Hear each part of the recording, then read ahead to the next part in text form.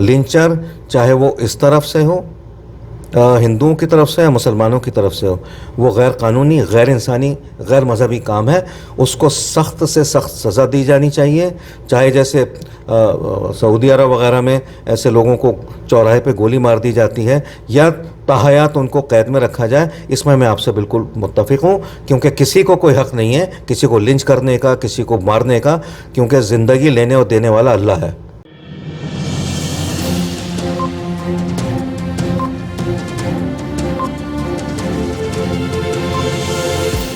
झूठ से दूर, खबरों से भरपूर। फिरोज साहब, एक सवाल इस पूरे प्रकरण में ये पैदा होता है कि जैसे आप कहीं भी कुछ लोगों को लिंच कर दिया जाता है। अभी कल ही बेचारे कराची बेकरी, सिर्फ कराची नाम देख करके चलाने वाले हिंदू परिवार पाकिस्तान से आया, उसको चला रहे थे और दुनिया भर में वो लोग बिस्किट सप्लाई करते हैं और देश के भी कई अलग अलग ब्रांचों में उनकी बेकरी पे तोड़ फोड़, रोज़ इस तरह की घटनाएं आती हैं। तो ऐसा तो नहीं लगता कि जो प्रधानमंत्री मोदी की जो डिग्निटी है, इस तरह के जो लिंचर्स हैं वो उनकी डिग्निटी को चोट पहुंचा रहे हैं या उनको कमज़ोर करने की कोशिश कर रहे हैं, या जो दुनिया के नक्शे पे भारत की बढ़ती छवि है, कहीं ना कहीं ये लोग इस तरह की हरकतें करके भारत में इन्वेस्टमेंट को भी रोकने की कोशिश कर रहे हैं?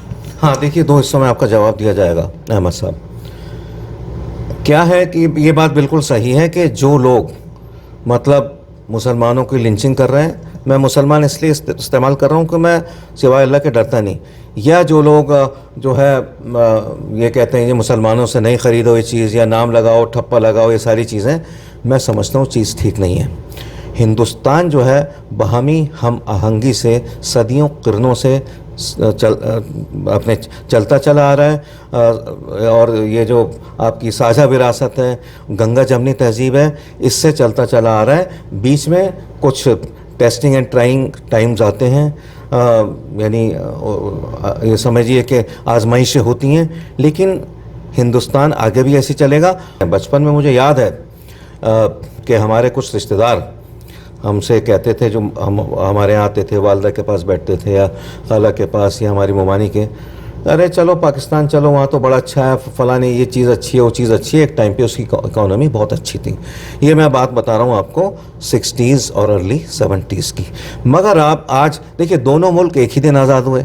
आज पाकिस्तान की इकॉनमी डूब चुकी है इस वजह से कि वहाँ पर तशद्दुद बहुत ज़्यादा है। जो भी नेशन, जो भी मुल्क यानी खून ख्वारी के बाद अमल में आता है, कितने लोगों की जानें गई, ठीक है।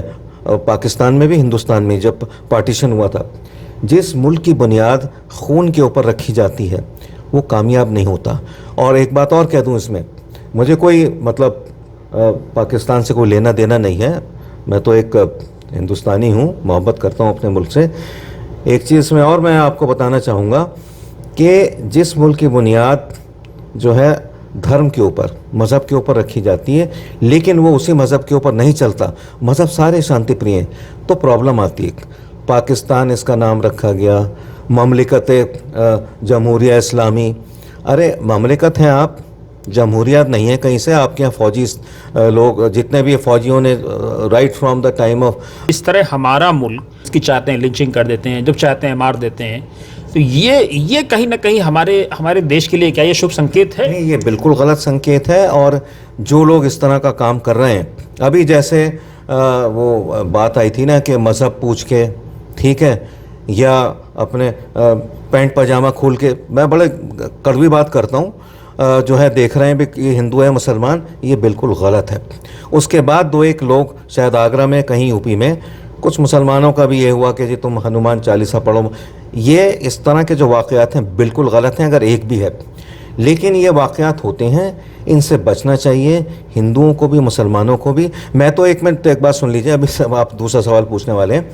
मैं मुसलमानों से हमेशा कहता चला आया हूँ, मैं उनका कोई ठेकेदार नहीं, मकानदार, दुकानदार कुछ नहीं, हमेशा कहता चला आया हूँ कि मुसलमानों का सबसे अच्छा दोस्त हिंदू है और उसके लिए सबसे अच्छा मुल्क हिंदुस्तान है। हिंदुओं से, बिरादरान वतन से मैं कहता चला आया हूँ कि देखिए 99% जो मुसलमान हैं हिंदुस्तान के, बल्कि सारे मुसलमान, वो संस्कारवादी, राष्ट्रवादी, देशभक्त और नेशनलिस्ट हैं। और हुब्बुल वतनी निस्फुल ईमान, कि आधा ईमान ही उनका वतन से मोहब्बत है, इसमें यकीन रखते हैं। और ये हुआ है, देखा है, ठीक है। अभी आपने देखा होगा वो बच्ची आई थी, क्या नाम है, सोफिया कुरैशी। उससे पहले कितने नाम ले लीजिए, कैप्टन जावेद हैं, हमारे जाकिर नगर के ही थे, वो कारगिल के योद्धा थे, ठीक है। और आपके मोहम्मद उस्मान थे, हवलदार अब्दुल हमीद थे, और सैकड़ों ऐसे हैं जिनके हमें नाम नहीं पता। नहीं, लेकिन इन लिंचर्स को सजा कौन देगा? अगर आप सजा नहीं देंगे, इनका मनोबल बढ़ेगा। अभी कल ही की बात है, कराची बैकरी में तोड़फोड़ किया हैदराबाद में, एक हिंदू परिवार चलाता था। कम से कम ये तो सोच लेते। ये जो इस किस्म का जो अंधापन है, इस किस्म की जो शैतानियत है, शैतानियत है, ये बिल्कुल गलत है। देखिए, कराची बेकरी हो या कुछ हो, कराची बेकरी, आप सही कह रहे हैं, आप हैदराबाद एयरपोर्ट पे उतरेंगे तो सबसे बड़ा नाम आपको कराची बेकरी नज़र आएगा। उसको चलाने वाले कोई कराची के लोग नहीं हैं, कोई हिंदुस्तान के मुसलमान नहीं है, वो बिरादरान वतन गैर मुस्लिम।